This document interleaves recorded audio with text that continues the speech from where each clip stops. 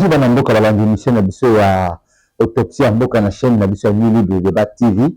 Toko kopesa bino mbote bisika bozali na mikili ya Amerika ya Asia ya Oceania pe ya Europa na Afrika mobimba mbote mingi bisika bino bozali na ngora oyo tozali koloba ke pema ya ofere ezali nécessaire na vie ya bato ndenge nzambe apesaka biso tokotondo na minute oyo bato bele basili kobimisa bapema na bango mengana oyo tozipema ofere tokumisa nzambe misusu ero bazana bisika ya malili bisika ya soins intensifs bisika ya malade mengana oyo tokolongono tokumisa nzambe po yende mokili ya mboka yende mobateli mboka yende mokolo makambo nyonso to toke mbangu na oyebisa bino makambo ezali koleka na société na biso ya Otraco na Onatra oyo tozoba yango ezalaka Otraco oyo tokomi kobenga yango Onatra SA oyo ezali dirige na mwana mboka Martin Lukusa azali kosala baespoir ya makasi na bino moko ezali komona ndenge bato bazali kobundisa ye na ndenge erosion esalami makambo ya nzela ya train yengunduka efali ekende erosion esalami makasi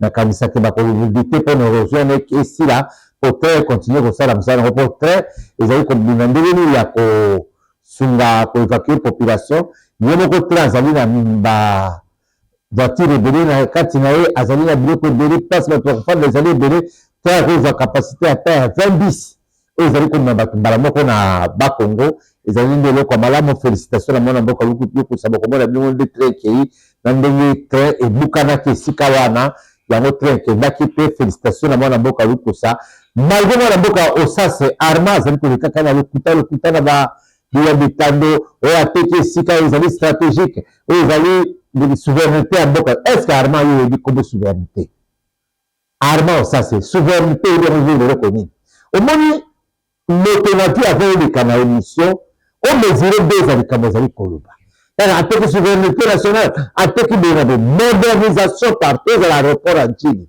ekotikalaka boye te ekokoma aéroport modernisé bahotel soki moto mosusu oye amoni ye moya abimaki mosika te akei kaka na hotel eza na aéroport afuti chambre na mati likolo alali bibi na ntongo asukola bibi akosala baséjour nafandaka na aéroport c'est normal soki ozali na Paris okomona baéroport ezali pembeni na bahotel pembeni okei na baitalie partout c'est la même chose oyo ezali kosalama na gare il faut esalama gare oyo elongwa gare ya kobombaka bampuka ya kobombaka bamalewa wana efutaka na place oyo efuta nde bapolisier bakende na place oyo $20 $10 mais toza na besoin ya modernisation oyo efuta plus de $100,000 par mois oyo ezali kocouvrir badépense même ya gare na balocomotive na makambo nyonso to mais esengo makasi mpe baninga na oyo intersyndical bokanga ye koyo ezali koloba bokomona na mokanda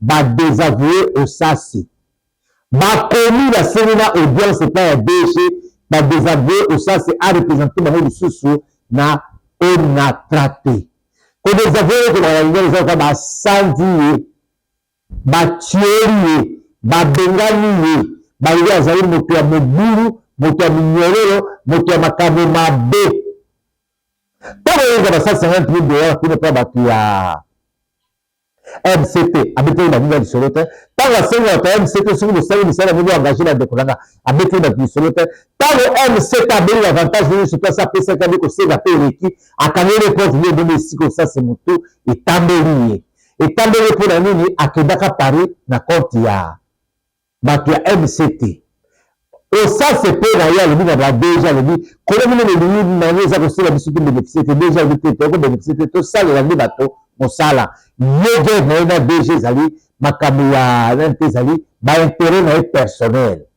oyo nasolaki na président de la république allemand osasi nani telefone na ye bayabango na président te na président ayebi ye te oyo mama sumino nasi na biso yango eloko moko te osasi c'est un menteur c'est un imposteur un usurpateur c'est un monsieur qu'on doit arrêter oyo ndenge aza kokende kofinaka sikoyo lokola azali intersyndical lisusu na tra te on peut l'arrêter comment yo moto na 4 ans baengagé na Onatra prier baétape nyonso to okomi directeur mais quand on est directeur on ne peut plus être président de direction syndicale un directeur c'est un cadre un syndicaliste ezali baouvrier oyo aza korevendiquer badroit na bango tu es directeur ozongi otikala kaka kozala président de direction syndicale intersyndicale mwana mboka lukusu ozali gentil na moto lokola bato mosusu mandataire public oyo aza moto na mawa te osasi n'allait même pas faire une semaine na bien directeur comme syndicaliste on a eu le révoqué bana nsuka tazaka nango wana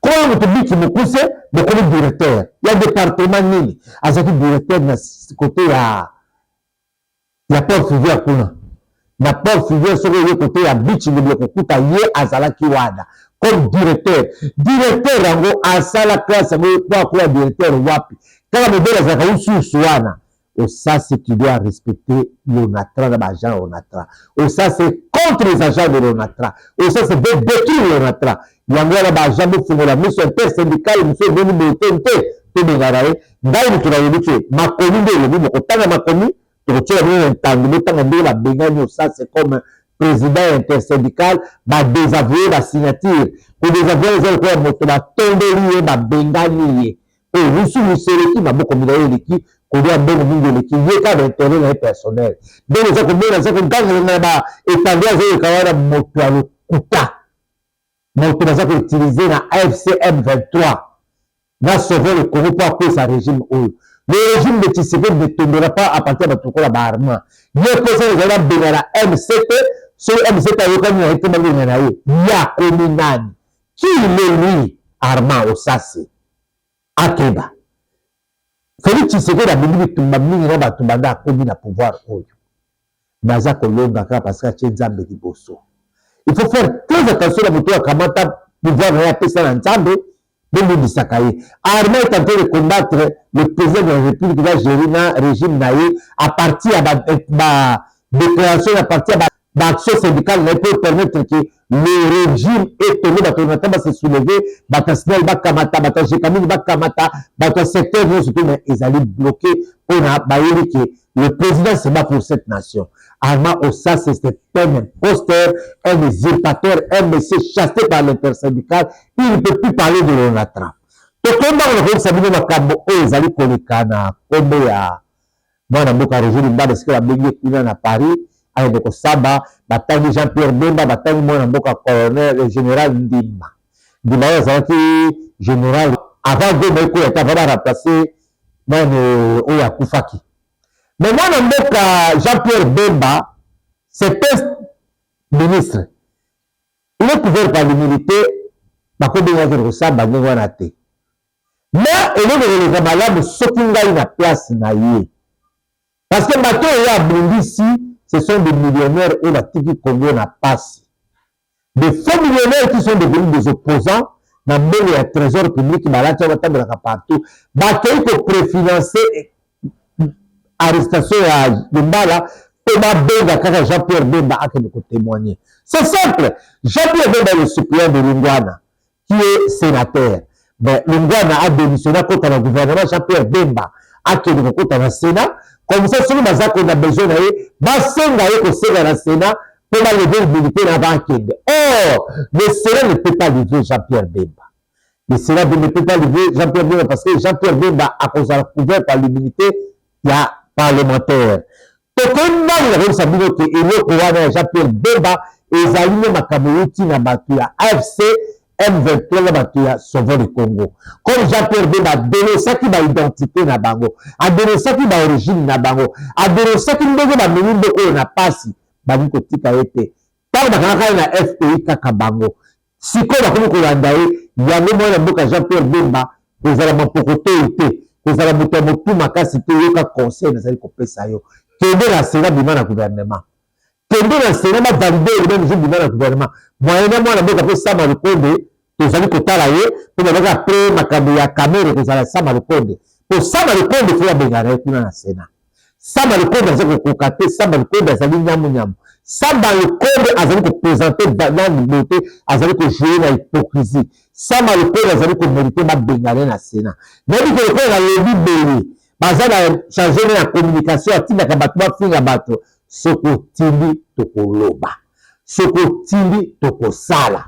Nous ne pouvons pas accepter Félix Tshisekedi seul contre tout le monde, des incompétents, des gens qui sont devenus riches dans le mandat Tshisekedi. Il est multimillionnaire, Sama Lukonde. Il est multimillionnaire. Mais Atika Sénat, parce que bango na biloko na bango na bakatumbi na bato baza libanda ezali flou. Il faut avoir un vote président du Sénat, Samba Lukonde doit partir. Mais si ici il y a pas l'Assemblée, et dans le Sénat, le sénateur veut ça la motion, de Samba Lukonde. Il ne mérite pas. On ne peut pas être à cet âge-là, Premier ministre, président du Sénat, et puis vous êtes flou, vous êtes multimillionnaire. Or, le pays n'a pas besoin de multimillionnaires, le pays a besoin de politiciens avérés, de politiciens sérieux. Pas les gens à double facette. Samba Lukonde n'est pas clair. Je vais vous démontrer les comptes bancaires de Samba Lukonde de l'émission Zali Koya. Nakotia la bine ya étranger, nakotia la bine ya awa, nakotia la bine ya partout. Nous voulons que Félix Tshisekedi aza la kimia, parce que ça peut battre le régime na ye, ça peut battre le peuple congolais. Alors va pas que ça la musarate, et battre les autres pour tout ça y. Yango wana te féliciter moi na mboka mingi Bikai. Steve, Oazali, député national, moi, il y a celui qui mandat wana ya Félix Tshisekedi. Il faut continuer pour la bonne série de mandat à Saïd Moussalate. Oui, il a raison. Ouais, il va faire accélérer sous sa table. Peut tripler mandat pour Assa mandat, il faut calme, même après l'accord. Oui, parce que moi, d'abord, Félix Tshisekedi a travaillé. Quand vous allez faire FCC cash, na bango, ça va tout ce qui est mis. Tava tika yendo ko ba créer bitumba est tava zako bitumba est ba zako créer la peau de banane partout ba insulte na la réseaux sociaux de oyobate kokosa na makambo kokosa na ba bobele yango ra mwana mboka Bikai ele ko lobeza ya solo Tshisekedi azali ko mériter mandat mususu e mata to ke mbawa ko sabile makambo o itali dialogue intercongolais to moni la politicien de bazali ko loba. Tout le monde a politicien de le dialogue intercongolais. Le dialogue est gagné depuis 1960. Qu'est-ce que le Congo a gagné dans tout ça? Ce sont des gens, des chercheurs de pouvoir. Quand vous entendez quelqu'un parler du dialogue intercongolais, dialogue entre Congolais, il est à la recherche du pouvoir tout seul. Il peut convoquer ce dialogue-là dans ma terme de référence par les aliments de Félix Tshisekedi. Ne suivez pas les politiciens qui parlent du dialogue intercongolais. La plupart, ce sont des assoiffés du pouvoir, les gens qui cherchent le pouvoir, les gens qui veulent se éterniser le pouvoir, battre faire le pouvoir, barrer les amis de Bongotoro, moi, la Félix Tshisekedi. Dans union sacrée, dans la majorité, dans le peuple congolais va gérer le pays. Dialogue entre Bisso Awa et Kosalama. Le dialogue est, ils invitent, il y a des imposteurs, il y a des bandits, il y a des anciens dignitaires, il y a des militaires qui fait, il y a des bateaux, bandats, mais pour Kassavu, les gens dans le pouvoir, ce n'est pas ce genre de dialogue-là. Le dialogue doit être un dialogue que les gens vont rester parler des choses sérieuses. Ce n'est pas comme un belgérant, un béni bateau, dans le dialogue et aussi batté. Vous avez vu comment les gens sont en train de chier la Butumbakuna. Vous avez vu comment l'argent dans cette team de la Bawazalé, de façon Kagavo, Zakoya. Ouah, les amis, mais lui, les Nzambe, les amis, quand on a mon Félix Tshisekedi.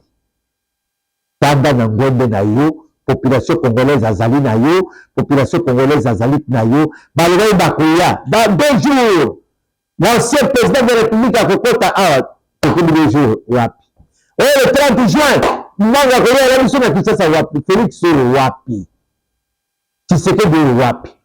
Yango wana, Congolais, surtout Téléma, Congolais, surtout Sungabona, Mboka Félix Tshisekedi, azali kotambo sa Congo. Pour la Félix Tshisekedi, Tombini de Tumbabiso wana. Balabiso Cameroun a échoué.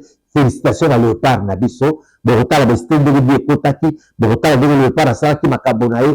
Félicitations à joueur Nabiso et moi la boka chassel Bemba Zamba Kunda Abatelayo. Borotala match à Lévi, ils allaient match à Kolonga, ils allaient match à Boka Zamba. Pour la Félix Tshisekedi, RDC Kokota, Coupe du Monde. Tabo Bakongole Bazako Zela Makasi Panae, Bako, Rede Zabokolo Ayenga. Bokolo Tukumi Sakanzabe, Nimokolo Bate Wane Kobetaba. Vous avez que c'est papa mokonzi tellement gêné pour la victoire à Léopard. Oh, Emingo Alobaka, comme Emingo Alobaka, mais quand on va passer le côté de côté à Zanzabete. Vous avez que briser Malobawana, ce que vous avez satanique est tombé. Zabala qui ça, il est allé à Léopard.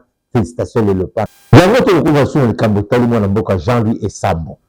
Vous avez professeur des universités, la faculté à droit, c'est là qu'ancien donné à faculté à droit, ancien conseiller spécial, ancien directeur de cabinet, aza au magistrat. Tant la même moto moko azali koloba kete un Jean-Louis Sambo, oyo azali kofacilite mwana mboka Lwando azwa diplôme, oyo aza kosalisa bato, aza moto atekaka mpo abomi faculté à droit. Ah, est-ce que vous connaissez Jean-Louis Sambo? Il a fait son parcours. Il a fait son parcours proprement. Magistrat, et puis à Tanguy dans l'université, c'est là qui est assistant, c'est tout, qui est professeur des universités. Jean-Louis Sambo n'est pas un monsieur immoral. Il ne vend pas de pain aux étudiants. Jean-Louis Sambo, c'est un grand monsieur. Quand j'ai suivi la personne, de façon de parler, est-ce que vous êtes un journaliste ou Azawi vendeur des éditions? Ou Azawi va monter au créer un cabaret? Est-ce que ce Jean-Louis Sambo va faire un procès? Tu ne vas pas t'en sortir. Il faut respecter Jean-Louis Sambo, c'est un grand professeur des universités, c'est un monsieur, il a été Birkaba à l'époque de notre frère Évariste Bouchab, il a excellé partout là où on la voit dans ma poste. Jean-Louis Sambo, c'est pas un monsieur médiocre. Il faut savoir comment respecter les gens qui ont vécu, respecter les gens qui dispensent des cours, pas de bénévolement.